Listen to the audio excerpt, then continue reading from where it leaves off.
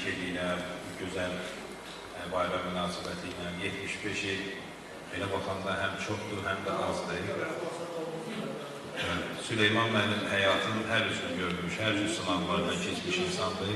Bu baxımdan, yəni, onun həm bayaq qeyd olundu, Sumqayıtdakı fəaliyyəti, həm ümumiyyətlə ədəbi mühitdəki fəaliyyəti həmişə təqdir olunub.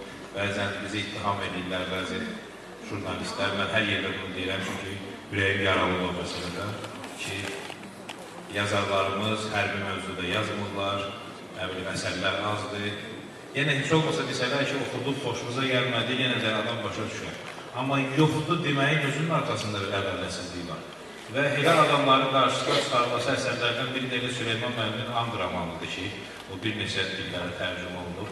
Və biz yazarlar Süleyman müəllimdə daxil olmalıdır mövzuda həmişə yazıblar, ürək yanğısı ilə çox sayılı kitablar, romanlar, povestlər. Amma indi bəzən görmürlər. Bəlkə də bizim boynumuza düşündü, bayaq qeyd oldu Süleyman müəllim təvazökardır. Ümumiyyətlə bizim ədəbi mühitdə belə bir şey var. O sözü olan adam biraz o qışqır bağır salan olur. Bəlkə də indiki zamanədə biraz, necə deyim, o təvazökar olmaq ziyandır, sənin əsərlərin bir növ elə bir çox üzər çıxılır filan olur. Yəni bu məsələlər var, amma nə edək? İnsan başqa cür ola bilmir. Məşhur məsəl var, bar verən ağacı başını aşağı salar. Bu məcbur eləmək olmur, bar verən ağacı da başını yuxarı qaldırsın. Amma yəni Süleyman müəllim yaradıcılığı və ya şeirlərindən danışdıq. Biz daha çox Nasir kimi tanıyırıq onu, çox sayılı nəsil əsərlərindən. Kitablarını həmişə gətiririk, həmişə mütaliə edirik, danışırıq, söhbətləşirik. Və düşünürəm ki, onun siz burada gördüyünüz, o dediyimiz kimi müəyyən Sumqayıtın iqtisadi, ictimai həyatında nə qədər iştirak edibsə, ondan bir xeyli dəfə çox da Azərbaycan ədəbiyyatı qarşısında xidmətləri var, Azərbaycan sözü qarşısında xidmətləri var. Əlhəmsiz ömrünün son illərində, axır vaxtlarda 15-20 ildə daha çox aktiv ədəbiyyatla məşğul olub və sevdiyim zərfından ibarət ilk Azərbaycan dilinə məhdudlaşmır. Azərbaycandan kənarda da kitabları çıxır, əsərlər, tərcümələr edilir, əsərlər çıxır. Bu çox gözəldir və mən düşünürəm ki, bundan sonra da ədəbi yaradıcılığa, qələm deyil şərti olaraq buradayım, resim qələmlə yazmır, kompüterlə yazır. Bundan sonra da öz ədəbi fəaliyyətini davam elətdirəcək, yazacaq, yaradacaq, bayaq qeyd olundu.